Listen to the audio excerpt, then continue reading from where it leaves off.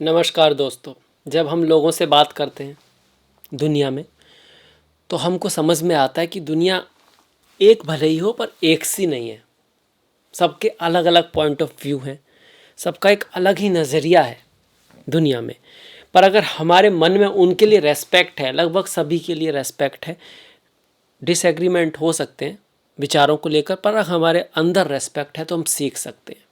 फिर हमारे लिए गुरु हर जगह है, और गुरु जिसको रास्ता दिखाएं उससे आगे बढ़ने से कौन रोक सकता है। इसलिए रेस्पेक्ट का होना बहुत ज़रूरी है, शत्रु से भी, क्योंकि वहाँ से भी आप कुछ सीख सकते हो।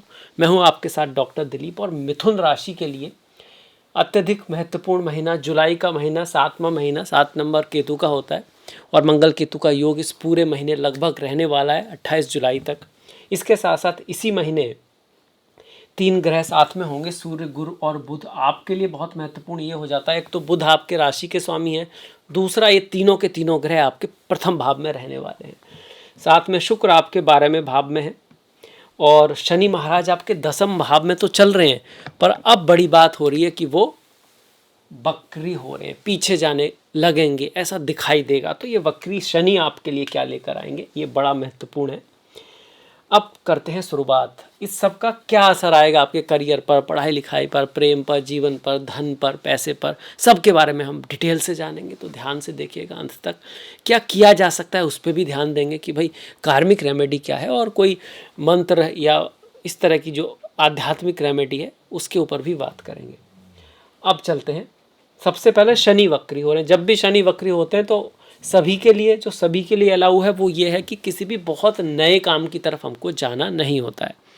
स्लोली, कूल माइंड से, आराम से चलना होता है, भागा दौड़ी से बचना चाहिए हमको। शनि कर्म के कारक हैं, सभी के लिए कर्म के कारक हैं, तो कर्म में कोई बहुत बड़ा उलटफेर करने की सलाह नहीं दी जाती। वैसे भी देवसयानी एकादशी है आपकी 6 तारीख से, आषाढ़ी एकादशी है, मतलब कि इसके बाद कोई बहुत बड़ा शुभ मुहूर्त शादी विवाह के लिए नहीं होता है, और कहीं ना कहीं हम अवॉइड करते हैं कुछ बहुत बड़े काम की शुरुआत को।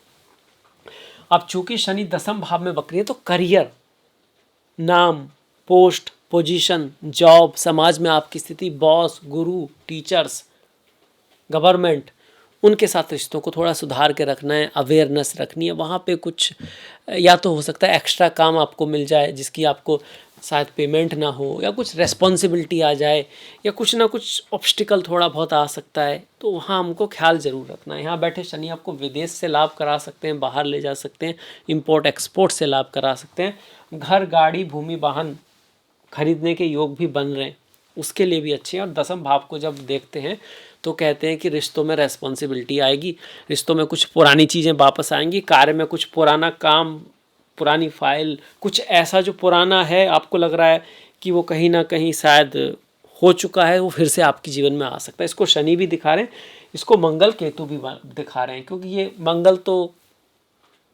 केतु के साथ मिल रहे हैं तो वो केतु ही हो जाते हैं। केतु का नंबर होता है 7, मंगल का होता है 9, इन दोनों को जो हम जोड़ देते हैं तो 16 बनता है, जो फिर से 7 है। वैदिक ज्योतिष में भी ऐसा ही कहते हैं, जब मंगल केतु मिलते हैं तो केतु का प्रभाव बढ़ जाता है, अक्सर केतु मंगल जैसे हो जाते हैं। आप ये कहिए मंगल का सर है, मंगल डिसिप्लिन्ड है, मंगल के पास एनर्जी है, मंगल के पास एक डायरेक्शन भी है। केतु की कोई डायरेक्शन नहीं है, उसका कोई सर ही नहीं है, तो कहीं ना कहीं इम्पल्सिव हो जाते हैं हम लोग। हम ऐसे डिसीजन ले सकते हैं जो इमोशन बेस्ड ज़्यादा हैं। स्पिरिचुअलिटी, अध्यात्म के लिए कभी कभी अच्छा हो सकता है, पर मोस्टली ये थोड़ा एग्रेसिव, ज्वालामुखी टाइप का योग बनाता है कि चीज़ें जो चल रही हैं ना वो दिख नहीं रही हैं, जब वो सामने आती हैं तो दिखती हैं।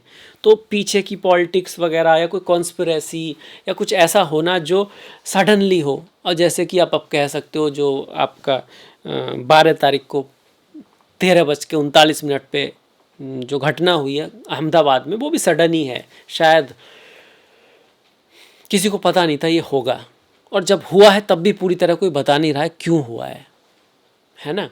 और पता भी चलेगा तो चीज़ें कुछ कहीं ना कहीं कुछ ना कुछ ऐसा तो ज़रूर होगा, चाहे वो टेक्निकली पीछे था जो हमारे समझ में नहीं आया, चाहे या फिर वो पॉलिटिकली कुछ ऐसी चीज़ थी जो समझ से बाहर किया, कुछ ना कुछ उसमें ऐसा है। वो नॉर्मल नहीं है कि भैया वो जो क्या बोलते हैं पायलट है वो उसको उठाना भूल गया, उसने इसकी जगह ये उठा दिया, ऐसा नहीं है, 100% है। अब आगे बढ़ते हैं।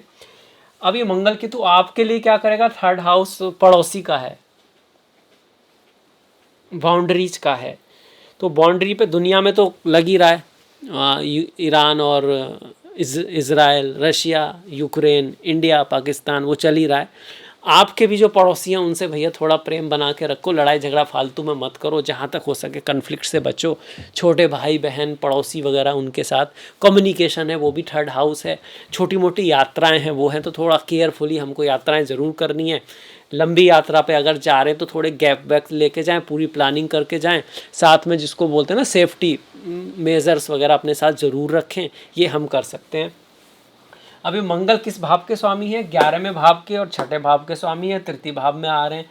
तो आप अगर इन सब बातों का ध्यान रखते हो तो आपके कम्युनिकेशन से, आपकी विल पावर से, आपके एफर्ट्स से आप कुछ अच्छा क्रिएट भी कर सकते हो, ये भी ये योग बता रहा है। वहीं शनि का मैंने बात कर ली, अब गुरु की बात करें। गुरु का योग बुध के साथ अच्छा है, शुभ है। बुध अपनी ही राशि में होकर भद्र नाम का महापुरुष योग भी बना रहे हैं, जो इस महीने का विशेष शुभ आपके लिए तो बन रहा है, शुभ चीज़ बन रही है यहाँ पे आपके लिए। थर्ड लॉर्ड भी यहाँ पे आ रहा है, तो कोई अपॉर्चुनिटी आ सकती है, बड़ी अपॉर्चुनिटी होगी, और जिसको जाने के लिए एक साहस की आवश्यकता होगी। अगर वो जुटा पाते हो आप, तो फिर वो आपको नाम दे सकती है, काम दे सकती है, आपको बड़ा करेगी लाइफ में, जीवन में कुछ ना कुछ अच्छा ही लेकर आएगी। ये अपॉर्चुनिटी आपके जो आने वाली है, हर किसी के जीवन में आएगी जहाँ तक है, पर सब किसी के लिए बहुत बड़ी आएगी, किसी के में बहुत छोटी भी आ सकती है, डिपेंडिंग अपॉन जन्म पत्री क्या कहती है, आपकी दशा महादशा किस चीज़ की चल रही है। पर ये मेन भाव आपका ही है, आपके नेचर का है। आपके अंदर भी कुछ बड़ा अपॉर्चुनिटी होती है ना, हर बार बाहर ही नहीं होती है अपॉर्चुनिटी, हम हर बार बाहर ही ढूंढते हैं।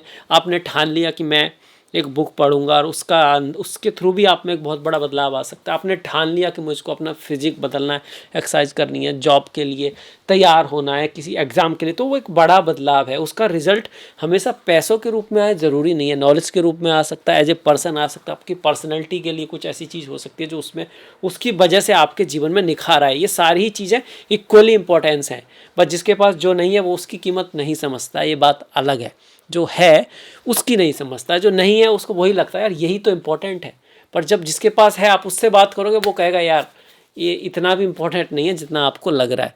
ऐसा आप हर चीज़ के मामले में कह सकते हो। जिसके पास गाड़ी है उसको कुछ खास ख्याल तो है, पर इतना नहीं है कि आप उससे कहोगे भैया गाड़ी है तो आप बहुत खुश रहते होंगे, आपके जीवन में तो क्या ही दुख है, आपके पास तो गाड़ी है, आपके पास तो बंगला है, तो आप तो बहुत ही प्रसन्न रहते होंगे, बहुत ही खुश रहते होंगे। तो ऐसा नहीं है, आप चाहो तो पूछ के देख सकते हो। अब बढ़ जाते हैं, ये जो बुध योग और क्या कर सकता है, व्यापार में आपके लिए अच्छा कर सकता है। अच्छे अच्छे क्लाइंट से, अच्छे अच्छे लोग, बड़े लोगों से आपकी मुलाकात करा सकता है। पर ये सारी चीज़ों में एक बैरियर प्रतीत होगा, आपको ऐसा लगेगा यार ये ठीक तो है, अच्छा तो लग रहा है, पर इसके लिए कुछ चीज़ों को छोड़ना भी है, कुछ चीज़ें डिफ़िकल्टी भी साथ में है जिनको हैंडल करना है, तब आप उस लक्ष्य की तरफ, उस बड़े गोल की तरफ बढ़ सकते हो। तो ऐसी होगा, कुछ पाने के लिए किसी बड़े चीज़ की तरफ जाना, कुछ पुरानी चीज़ें सामने आना, इस तरह की चीज़ें आपकी लाइफ में रहेंगी। ये हमने गुरु की बात करी, यहाँ हमने सूर्य की बात भी करी कि थर्ड लॉर्ड आ रहा है तो कोई मेहनत, यात्राएं, ट्रैवल। भाई बुध जो है वो स्वास्थ्य में कहीं ना कहीं बड़े ट्रांसफॉर्मेशन, बदलाव आपके जीवन में ला सकते हैं।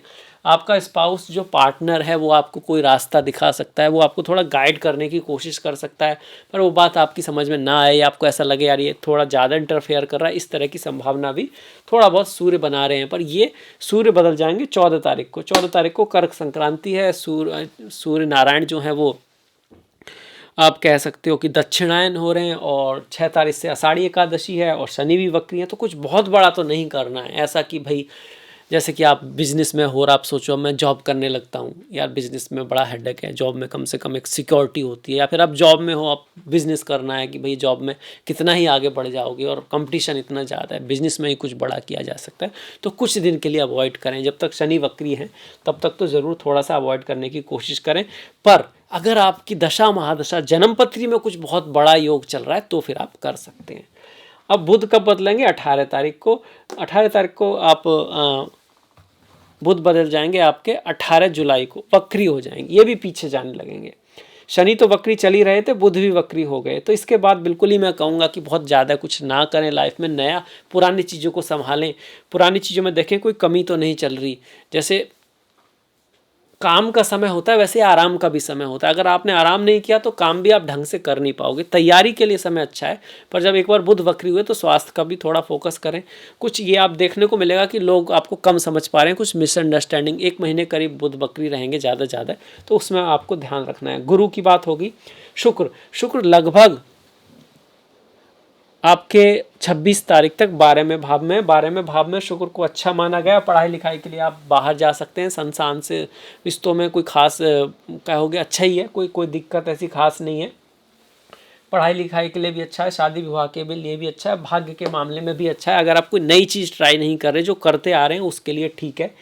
यहाँ पर शुक्र आपको थोड़ा सा, जिसको बोलते हैं ना संसार के सुख, इंद्रियों के सुख, उसकी तरफ प्रेरित कर सकते हैं। घूमने वगैरह ले जाने के लिए आपको मन कर सकता है। कुछ खर्चा वर्चा आप कर सकते हो अपनी, जिसको बोलते हैं कंफर्ट के ऊपर, फैमिली के ऊपर, पत्नी के ऊपर, गर्लफ्रेंड के ऊपर, बॉयफ्रेंड के ऊपर, अपने जीवन साथी के ऊपर आप कुछ खर्च कर सकते हो। इसकी उम्मीदें यहाँ पे बनती हैं। साथ में ये जो शुक्र हैं फिर प्रथम भाव में आएंगे आपके, कौन सी तारीख को? 26 जुलाई के बाद। तो महीना तो लगभग जा चुका होगा और मंगल भी यहाँ से निकल जाएंगे 28 जुलाई को, ये योग भी भंग हो जाएगा। तो कहीं ना कहीं आप ये कहोगे शुक्र का यहाँ पर आना अच्छी बात है। वक्री ग्रह कह रहे हैं कि नई चीज़ों में तो नहीं, पुरानी चीज़ों में आपको लाभ होना स्टार्ट हो जाएगा। फॉरेन से भी कोई लाभ हो सकता है। विद्या के मामले में, संतान के मामले में, प्रेम के मामले में भी ये थोड़ा बेटर होगा 26 जुलाई के बाद।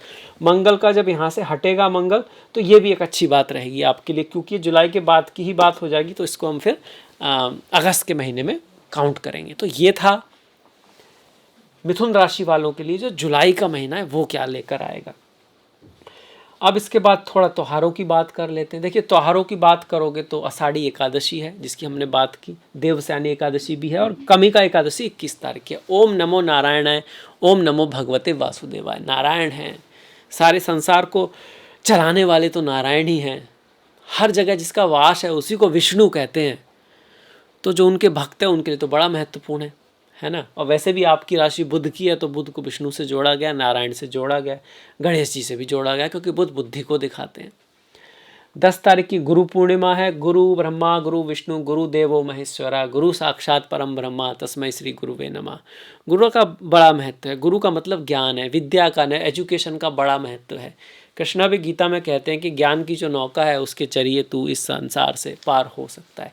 ज्ञान भी आपको भक्ति की तरफ ले जाता है, और भक्ति और ज्ञान दोनों ही हो और कर्मा भी साथ में हो, फिर तो क्या ही बात है।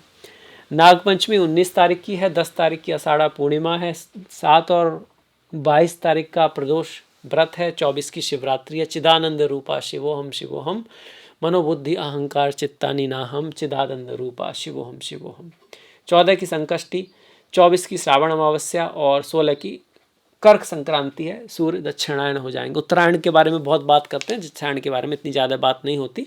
ऐसा नेगेटिव भी नहीं है दक्षिणायन होना, पर उत्तरायण को हम थोड़ा सा बेटर मानते हैं। तो इसी के साथ इस वीडियो को समाप्त करते हैं। आई होप आपको अच्छा लगा होगा, और लाइक कीजिएगा, सब्सक्राइब कीजिएगा अगर आपने नहीं किया है तो। आपसे मुलाकात होगी नेक्स्ट वीडियो में। आपने अपना जो कीमती वक्त है वो दिया, इसके लिए आपका बहुत बहुत धन्यवाद। नमस्कार।